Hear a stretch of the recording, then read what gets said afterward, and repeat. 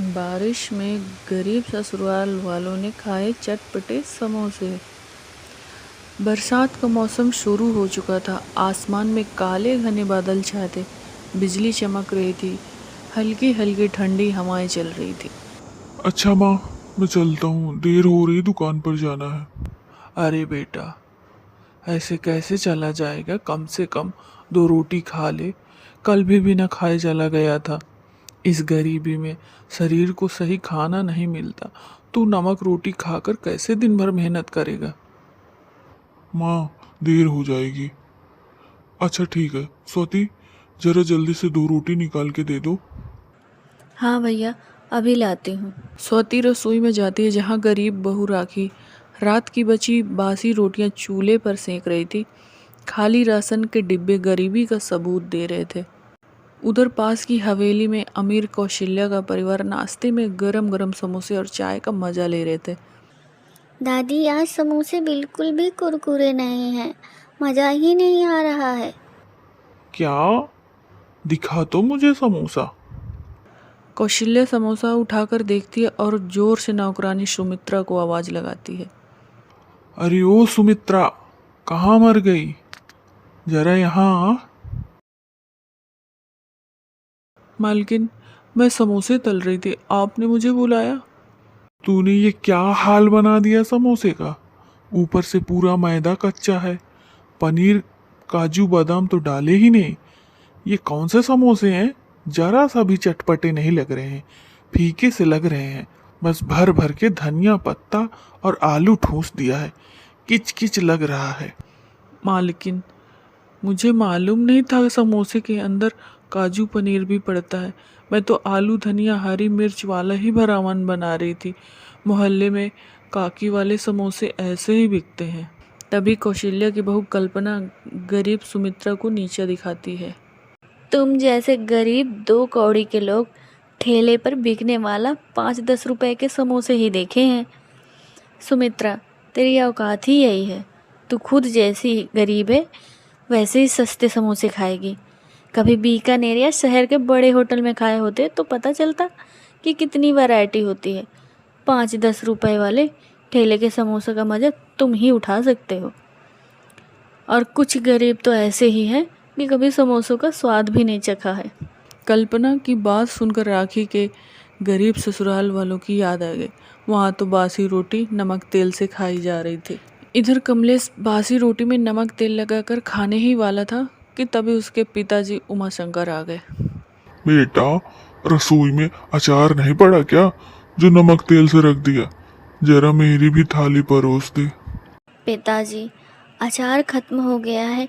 इतने दिन से रोटी अचार खाते खाते अचार भी खाली हो गया। इस साल तो कच्चे आम भी नहीं ला पाए थे अचार डालने को।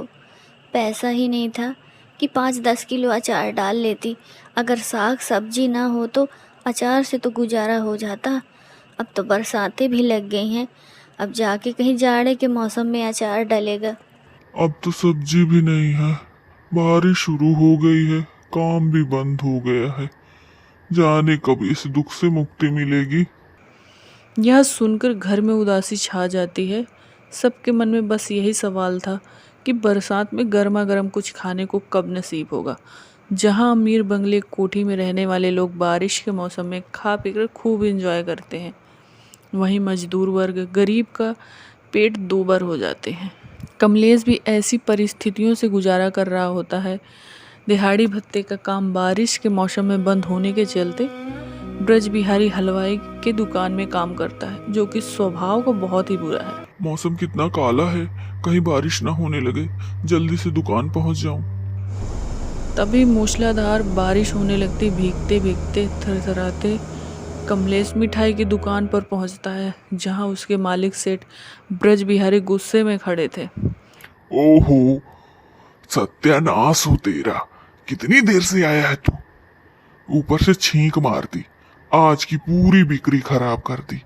अरे कहाँ मर गया था? ऊपर से पूरा भीगा पड़ा है, मेरा सारा काम बिगाड़ दिया। पता है, बरसात में ग्राहक सबसे ज्यादा समोसे खाते हैं और तू समय पर पहुंचना जरूरी नहीं समझता। चल जल्दी कढ़ाई चढ़ा और समोसे तल। सेठ जी, माफ कीजिएगा, अब मैं तुरंत काम संभाल लेता हूँ। बाकी दोनों हलवाइयों ने देख परात में आटा मल के रख दिया। तू जल्दी से समोसे बेल और तल। मुझे आज धंधे में कोई नुकसान नहीं चाहिए। जल्दी कर, नालायक आदमी, कामचोर कहीं का। भगवान, मेरी तरह ये दिन किसी भी गरीब को मत दिखाइएगा कि परिवार का पेट पालने के लिए किसी अमीर की गाली खाना पड़े। कुछ ही देर में दुकान पर ग्राहकों की भीड़ जुट जाती है और ब्रज बिहारी जी, 6 पनीर वाले समोसे कर दो और मिर्च मसाला जरा तेज ही करिएगा। अरे बहन जी, चिंता मत करिए, मेरे यहाँ के समोसे ऐसे ही थोड़ी ना मशहूर हैं। सबसे चटपटे समोसे आपको मेरे यहाँ ही मिलेंगे। बाकी हलवाइयों की तरह मेरे यहाँ बासी सौदा नहीं मिलेगा। एकदम गर्मा गर्म समोसे, और दिन भर में 50 ट्रे तो बिक ही जाता है। और 6 समोसे में क्या ही होगा। कमलेश, ऐसा कर, मैडम जी के लिए 12 समोसे हरी लाल चटनी के साथ पैक कर दे। जी सेठ जी, पैक करता हूँ।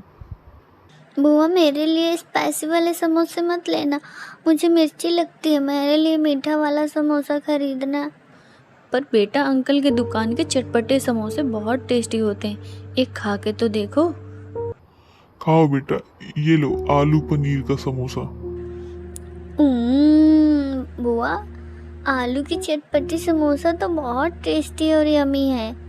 उस छोटी सी बच्ची को ऐसे चाव से खाते देख कमलेश को अपने बेटा बेटी की फरमाइश याद आ गई। मम्मी मम्मी, मुझे खाना दे दो, मैं खा लूँ, फिर मुझे सोना है, सुबह स्कूल जाना है। बेटा, ऐसे खाने के लिए जल्दी जिद नहीं करते हैं, पहले दादा दादी को देने दो, फिर मैं तुम्हें परोसती हूँ। राखी बहू, मेरी थाली बाद में परोस देना, पहले मेरे पोते को परोस दो, बड़ी देर से मांग रहा है। जी बाबूजी। राखी थाली में पानी वाली दाल चावल लेके देती, जिससे सोनू चिढ़कर बोलता है, मम्मी, तुमने तो मुझसे बोला था कि तुम आज आलू वाली चटपटी कचौरी बना के खिलाओगे। मुझको नहीं खाना ये गरीबों वाला खाना। दाल चावल डेली डेली तुम यही बना के रख देती हो। गुस्से में सोनू दाल चावल छोड़कर मुंह फुलाकर चौखट के बाहर बैठ जाता है। तो शर्मिला कहती है, बहू, जब उसका मन था तो बना देती आलू की कचौरी। माँ जी, कहाँ से बना देती, ना तो डिब्बे में आटा था, ना रसोई में आलू थे कि उबाल के बना देती। इतने दिनों से तरकारी भी कहाँ घर में आ रही है। बस ये बारिश जल्दी से बंद हो जाए तो कमलेश का दिहाड़ी भत्ते का काम चालू हो जाएगा, तो कम से कम 2 समय का खाना तो ढंग से खा पाएंगे। अच्छी जाइए, आप उसे मना के खिला दीजिए ना। कमलेश अपने बेटे सोनू के पास उसे दुलरा कर कहता है, अरे मेरा राजा बेटा, रूठा क्यों है? खाना खा ले। मुझको नहीं खाना सादा दाल चावल। इससे तो अच्छा है मैं अमीर पड़ोसियों के घर में पैदा हुआ होता, तो कम से कम उनकी तरह नाश्ते में चटपटे समोसे तो खा रहा होता। आप तो समोसे की दुकान पर काम करते हो, फिर भी कभी हमारे लिए समोसे लेके नहीं आते हो। अपने मासूम से बेटे को समोसे के लिए ऐसे तरसते हुए देखकर कमलेश दिलासा दिलाता है, मेरे राजा बेटा को समोसा खाना है, कल मैं तेरे लिए समोसा लेके आऊंगा, पक्का। आज तू खाना खा ले। ले आओगे ना पापा आप समोसे? पक्का ना? हाँ, ले आऊंगा, चल अब खाना खा ले। अरे ओ नमक हराम कामचोर, समोसे बनाना छोड़ कहाँ खोया हुआ है? अगर दिहाड़ी काट लूं तो फिर न किचकिच करियो, नहीं तो सीधे काम में मन लगा। सेठ, एक तो मुश्किल से 70-80 रुपए की दिहाड़ी देते हो, उसमें भी अगर काट लोगे तो मुझ गरीब का परिवार कैसे जिएगा, कैसे खाएगा? क्योंकि मेरा तो रोज खरीदना खाना है। अरे उससे मुझे क्या लेना देना? अगर काम छोड़कर जाना है तो जा, तेरे जैसे काम के भतेरे बहुत भूखे पड़े हैं, कामचोर आदमी। बेचारे कमलेश का बारिश में पूरे दिन मिर्च मसाले वाले समोसे बनाने में लग जाता है। अब सेठ, अब तो दुकान बंद करने का टाइम हो गया है, मिर्ची के मारे हाथ जल रहे हैं। अरे दुकान बंद करवा के जा। जी सेठ, ये 2-3 समोसे बचे हैं, क्या मैं घर ले जाऊं? मेरे बाल बच्चे खा लेंगे। अरे क्यों रे, क्या मैं तुझे धन्ना सेठ दिखाई दे रहा हूँ जो फ्री फंड में तेरे बाल बच्चों के लिए समोसे दूं? ये इतने महंगे समोसे तेरे गरीब परिवार को खरीद के खाने की औकात नहीं है। ये ले आज की दिहाड़ी पकड़ और दफा हो यहाँ से। अच्छी दुकानदारी के अहंकार में चूर सेठ कमलेश को काफ़ी ज़्यादा जलील करता है। 80 रुपए की दिहाड़ी, आधा किलो आटा दाल लेकर वो घर आता है जहाँ पड़ोसन कौशल्या का परिवार गार्डन एरिया में डाइनिंग टेबल पर डिनर कर रहा था। मालकिन, ये दाल मखनी, पुलाव, रोटी सब लगा दिया है, खा लीजिए। अरे समोसे कौन सर्व करेगा? बारिश में बिना समोसे के नाश्ता डिनर का मजा किरकिरा लगता है। जा बना कर ला जल्दी और ले आ। कौशल्या, बारिश का मौसम हो रहा है, उस बेचारी को घर जाने दो। अपने परिवार के लिए भी तो कुछ खाना पीना बनाएगी। पापा जी, ये 2 कौड़ी के गरीब लोग इतने सारे आइटम डिनर में बनाएंगे? हर मौसम में दाल रोटी खाते हैं, नमक रोटी खाते हैं। कल्पना बहू, जरा एक नज़र हमारे पड़ोसियों को तो देख, कैसे समोसे का नाम सुनते ही मुंह में पानी आ गया। खाया तो है नहीं कभी। किसी गरीब का इस तरह से अनादर नहीं करना चाहिए। वो जैसे भी हो, वो नमक रोटी खाकर अपने घर में रह रहे हैं, तुमसे मांगने थोड़ी ना आ रहे हैं। मम्मी जी, जब भी हम इस गरीब राखी के ससुराल वालों को कुछ बोलते हैं, पापा जी को ऐसे मिर्ची लगती है जैसे कि उनके सगे लगते हैं। तब सुमित्रा उन्हें गर्मा गर्म समोसे बना के देती है। तब सोनू और पिंकी ललचाते हुए भूखी नज़रों से देख रहे होते हैं। पिंकी दीदी, कितनी अच्छी खुशबू आ रही है। काश हमारे घर में भी कभी चटपटे समोसे बनते, हम भी कभी खा पाते। सोनू भाई, हम बहुत गरीब हैं, इसलिए हम नहीं खा पाएंगे। दोनों बच्चों को समोसे खाने के लिए ललकता देख गरीब ससुराल वालों का मन भर आता है। शर्मिला, मैंने सपने में भी नहीं सोचा था कि भगवान मेरे जीते जी एक दिन ऐसा दिखाएंगे कि मेरी आंखों के सामने मेरे पोता पोती समोसा खाने के लिए तरसेंगे। अगर अभी तक मेरा शरीर चल रहा होता तो 2 पैसे में कमा रहा होता, ऐसे नौबत नहीं होती। कल से मैं सब्जी मंडी में दोबारा से बोरी ढोऊंगा, 50 रुपए तो ले ही आऊंगा। पिताजी, पहले इतने साल से बोरी ढोते चलते आपके रीढ़ की हड्डी घिस गई है। मैं बाहर जाकर कोई नौकरी चाकरी कर लूँगी।